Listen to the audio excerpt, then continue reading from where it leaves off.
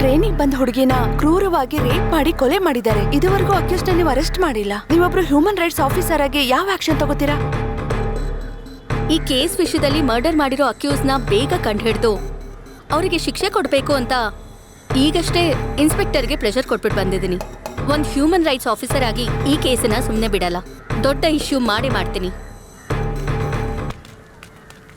Rape and murder ಸಂಬಂಧಪಟ್ಟ ಹಾಗೆ ಆ ಅಕ್ಯೂಸ್ನ ಅರೆಸ್ಟ್ ಮಾಡಬೇಕು ಅಂತ ನಾನು ಸಾಕಷ್ಟು ಸಲ ಕಂಪ್ಲೇಂಟ್ ಕೊಟ್ಬಿಟ್ಟು ಬಂದಿದ್ದೀನಿ. ಆದ್ರೆ ಇವತ್ತಿನವರೆಗೂ ಯಾವುದೇ ಆಕ್ಷನ್ ಇಲ್ಲ. ಒಬ್ಬ ಹ್ಯೂಮನ್ ರೈಟ್ಸ್ ಆಫೀಸರ್ ಆಗಿ ನೀವು ಬಂದು ಕಂಪ್ಲೇಂಟ್ ಕೊಡ್ತಿದ್ದೀರಾ. ಈ ಕೇಸಲ್ಲಿ ಹೈಯರ್ ಆಫೀಸರ್ವರೆಗೂ ತುಂಬಾನೇ ಪ್ರೆಷರ್ ಇದೆ. ಸರಿಯಾದ ರೀಸನ್ ಇಲ್ಲದೆ ಅಕ್ಯೂಸ್ನ ಅರೆಸ್ಟ್ ಮಾಡೋಕ್ಕಾಗಲ್ಲ. ಇದೇ ಕಾರಣಕ್ಕೆ ಸರ್ ಪ್ರತಿ ಅಕ್ಯೂಸ್ಡ್ ತಪ್ಪು ಮಾಡಿ ಹೊರಗಡೆ ಧೈರ್ಯವಾಗಿ ತಿರುಗ್ತಾ ಇರೋದು. ಇದೇ ರೀತಿ ತುಂಬಾ ಜನ ಇದ್ದಾರೆ. ಫೇಕ್ NCC ಕ್ಯಾಂಪ್ ಹೆಸರಲ್ಲಿ ಫೇಕ್ ಆಗಿ ಒಂದು ಕ್ಯಾಂಪ್ ನಡೆಸಿ ಅಲ್ಲಿರೋ ಸ್ಟೂಡೆಂಟ್ಸ್ಗೆ ಸೆಕ್ಸ್ ಟಾರ್ಚರ್ ಕೊಡ್ತಾ ಇದ್ದಾರೆ ಸರ್. ಕೋಲ್ಕತ್ತಾದಲ್ಲಿ ಒಬ್ಬ ಟ್ರೈನಿಂಗ್ ಡಾಕ್ಟರ್ ಅಲ್ಲಿರೋ ಫ್ರೆಂಡ್ಸ್ ಆಫ್ ಪೊಲೀಸೇ ರೇಪ್ ಮಾಡಿ ಕೊಲೆ ಮಾಡಿದ್ದಾರೆ ಸರ್. ಇನ್ನು ಅಲ್ಲಿ ಇಶ್ಯೂನೇ ದೊಡ್ಡದಾಗಿ ನಡೀತಾ ಇದೆ. ಇಲ್ಲಿ ಅಮ್ನೋರ್ ದೇವಸ್ಥಾನದಲ್ಲಿ ಪೂಜಾರಿ ಚಾನಲ್ ಅಲ್ಲಿರೋ ಆಂಕರ್ಗೆ ಸೆಕ್ಸ್ ಟಾರ್ಚರ್ ಕೊಟ್ಟಿದ್ದಾರೆ ಸರ್. ಇವರಿಗೆಲ್ಲ ಆ ದೇವಿ ಎಷ್ಟೇ ಅವತಾರ ತಗೊಂಡ್ರು ಸಾಕಾಗೋದಿಲ್ಲ ಸರ್. ಈ ತರ ಹೆಣ್ಮಕ್ಳು ಓದ್ತಾ ಇರೋ ಸ್ಕೂಲು, ಕಾಲೇಜು, ವರ್ಕ್ ಮಾಡೋ ಹಾಸ್ಪಿಟಲ್ಲು, IT ಕಂಪನಿ, ಈ ತರ ಎಲ್ಲಾ ಪ್ಲೇಸಲ್ಲೂ ಹೆಣ್ಮಕ್ಳನ್ನ ಟಾರ್ಗೆಟ್ ಮಾಡ್ತಾನೆ ಇದ್ದಾರೆ ಸರ್. ಇವತ್ತಿಗೂ ಹೆಣ್ಮಕ್ಳಿಗೆ ಇದೆಲ್ಲ ನಡೀತಾನೆ ಇದೆಯಲ್ಲ ಸರ್.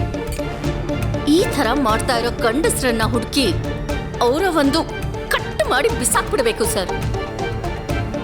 ಆಗ ಮಾತ್ರ ಈ ಹೆಣ್ಮಕ್ಳಿಗೆ ಆಗ್ತಾ ಇರೋ ಸೆಕ್ಷುವಲ್ ಹರಾಸ್ಮೆಂಟ್ ಕಡಿಮೆ ಆಗುತ್ತೆ. ತಪ್ಪು ಮಾಡೋ ಗಂಡಸ್ರಿಗೂ ಭಯ ಇರುತ್ತೆ. ನಿಮ್ಮ ಎಮೋಷನ್ ಅರ್ಥ ಆಗುತ್ತೆ. ಖಂಡಿತ ನಾ ಆಕ್ಷನ್ ತಗೋತೀನಿ. ಕಾಪಾಡಿ ಕಾಪಾಡಿ.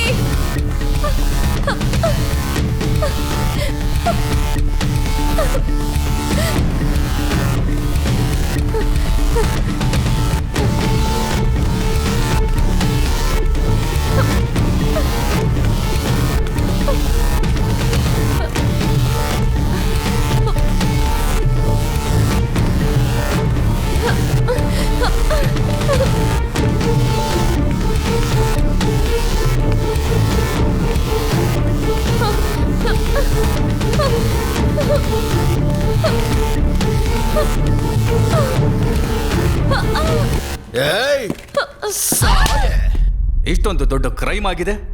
ಇದು ಡಿಪಾರ್ಟ್ಮೆಂಟ್ ಗೊತ್ತಾಗ್ದಾಗ ಹೇಗೆ ಮುಚ್ಚಿಟ್ರು? ಮರ್ಡರ್ ಆಗಿರೋ ಜೆನಿಫರ್ ಒಂದು ಅನಾಥಾಶ್ರಮದಲ್ಲಿ ಬೆಳೆದು ಅಲ್ಲೇ ಓದಿ ಜರ್ನಲಿಸ್ಟ್ ಆದವಳು. ಸೊ ಅವಳು ಎಲ್ಲಿ ಹೋಗ್ತಾಳೆ, ಎಲ್ಲಿಂದ ಬರ್ತಾಳೆ, ತಿಂದ್ಲಾ ಇಲ್ವಾ, ಯಾರು ಕೇಳೋ ಅಂಥವ್ರು ಇಲ್ವೇ ಇಲ್ಲ. ಹಾಗಾಗಿ ಈ ಮರ್ಡರ್ನ ಮುಚ್ಚಾಕ್ಬಿಟ್ಟಿದ್ದಾರೆ. ನಾನು ಈ ಕೇಸ್ನ ಇನ್ವೆಸ್ಟಿಗೇಷನ್ ಮಾಡಕ್ ಹೋದಾಗ ಈ ಥರ ಒಂದು ಮರ್ಡರ್ ಆಗಿದೆ ಅನ್ನೋದೇ ಆ ಗ್ರಾಮದ ಜನಗಳಿಗೂ ಗೊತ್ತಿಲ್ಲ ಸರ್. ಸೊ ಈ ಮರ್ಡರ್ಗಳ ಹಿಂದೆ ಯಾರೋ ಒಬ್ರು ಪರ್ಸನ್ ಇದ್ದಾರೆ ಅನ್ನೋದು ಮಾತ್ರ ಗೊತ್ತಾಯ್ತು. ಜೆನಿಫರ್ ಜೊತೆ ಕ್ಲೋಸ್ ಆಗಿದ್ದ ಅನು ಅನ್ನೋ ಹಳ್ಳಿ ಹುಡುಗಿ ಹತ್ರ ನಾನು ಎನ್ಕ್ವೈರಿ ಮಾಡಿದೆ. ಆಗ ಆ ಹುಡುಗಿ ಜೆನಿಫರ್ ಬಗ್ಗೆ ತುಂಬಾ ವಿಷಯಗಳನ್ನ ಹೇಳಿದ್ಲು. ಅದಾದ್ಮೇಲೆ ನನಗೆ ಈ ಇನ್ವೆಸ್ಟಿಗೇಷನ್ ಅಲ್ಲಿ ನನಗೆ ತುಂಬಾ ಲೂಪ್ ಹೋಲ್ ಸಿಕ್ಕಿದ್ದು ಸರ್. ಸೊ ಈ ಕೇಸ್ನ ಮೂವ್ ಮಾಡೋದಕ್ಕೆ ತುಂಬಾ ಹೆಲ್ಪ್ಫುಲ್ ಆಯ್ತು.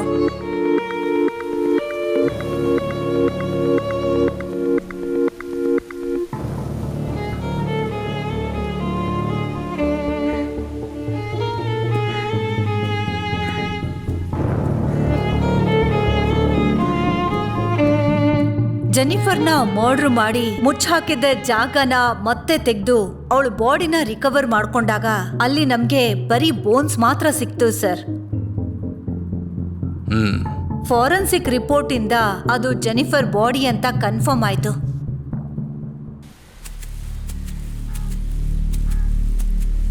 ಹಲೋ, ನಿಮ್ಗೊಂದ್ಸಲ ಹೇಳಿದ್ರೆ ಅರ್ಥ ಆಗಲ್ವಾ? ಬೆಳಗ್ಗೆ ತಾನೇ ಹೇಳಿದೀವಿ, ಮತ್ತೆ ಬಂದಿದ್ದೀರಲ್ಲ ನೀವು. ಇವಾಗ ಹೋಗ್ಲಿಲ್ಲ ಅಂದ್ರೆ ಪೊಲೀಸ್ ಕರಿಬೇಕಾಗುತ್ತೆ. ನಾನ್ ಹೇಳೋದಿನ ಗಮನ ಇಟ್ಟು ಕೇಳಿಸ್ಕೊಳ್ಳಿ. ನಿಮ್ಗೆ ಇಲ್ಲೇನೋ ಆಪತ್ತಿದೆ, ಅದೇನಂತ ನನಗೆ ಗೊತ್ತು. ಅದಕ್ಕೆ ನಿಮ್ಗೆ ಮತ್ತೆ ಮತ್ತೆ ಹೇಳ್ತಾ ಇದ್ದೀನಿ, ಆದಷ್ಟು ಬೇಗ ಜಾಗ ಬಿಟ್ಟು ಹೋಗ್ತಾ ಇರಿ. ಇಲ್ಲ ಅಂದ್ರೆ ಯೋ ದೇವ ಎದುರಿಸೋದಕ್ಕಿಂತ ನೀನು ನಮ್ಗೆ ತುಂಬ ಎದುರಿಸಿದ್ಯಾ ಕಣಯ್ಯ. ಅಣ್ಣ ಅಮ್ಮ ಏನ ನಿನ್ಗೆ ಏನೋ ನೀನು ಬಾತ್ರೂಮ್ ಅಲ್ಲಿ ನೀರು. ಅಯ್ಯೋ ಪಾಪಿ ಬಾತ್ರೂಮ್ ಆಗಿರೋದಲ್ಲ ಗೊತ್ತಿಲ್ಲ ಬಂದು ಹೇಳ್ಚಲೋ ನಿನ್ಗೆ? ಏನೋ ಒಂದ್ ಮಾಡು ಹೋಗಯ್ಯ ನನಗ್ ಭಯ ಆಗ್ತಿದೆ ಅವನಿಗೆ ಬೇದಿ ಬನ್ನಿ ಆಗ್ತಾ ಇದೆ ಹೋಗಮ್ಮ. ಅಣ್ಣ ನೀರು ಬರ್ತಿಲ್ಲ, ಬಾತ್ರೂಮ್ಗೆ ಹೋಗ್ಬೇಕು. ಮುರುಗೇಸನ್, ಹೇಳಿ ಮೇಡಮ್. ನಮಗ್ ಸಿಕ್ಕಿರೋ ಕೋಳಿ ಗರಿಯಿಂದ ಅಕ್ಯೂಸ್ ಯಾರು ಅಂತ ಕಂಡು ಹಿಡಿಯೋಕ್ ಹೋಗ್ತಾ ಇದೀವಿ.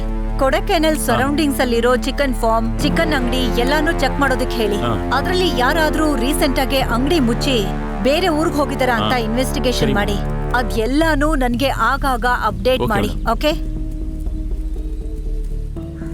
ಬನ್ನಿ ಆರುದ್ರ, ಈ ಕೇಸ್ದು ಏನ್ ಲೀಡ್ ಸಿಕ್ಕಿದೆ? ಸರ್, ಒಂದು ಮುಖ್ಯವಾದ ಎವಿಡೆನ್ಸ್ ಸಿಕ್ಕಿದೆ. ಅದನ್ನ ಇಟ್ಕೊಂಡೇ ನಾನೀಗ ಇನ್ವೆಸ್ಟಿಗೇಷನ್ ಆರಂಭ ಮಾಡ್ತಾ ಇದ್ದೀನಿ. Sure sir, thank you. ಹೇಳಿ ಅಮ್ಮ.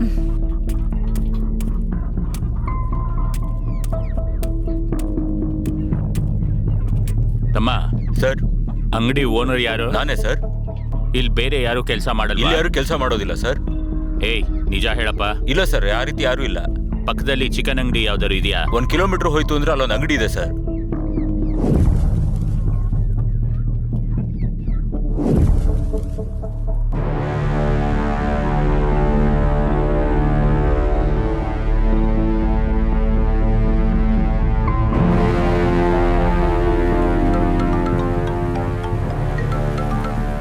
ಹಲೋ ಮುರುಗೇಶನ್, ಮೇಡಮ್ ಹೇಳಿ ಮೇಡಮ್.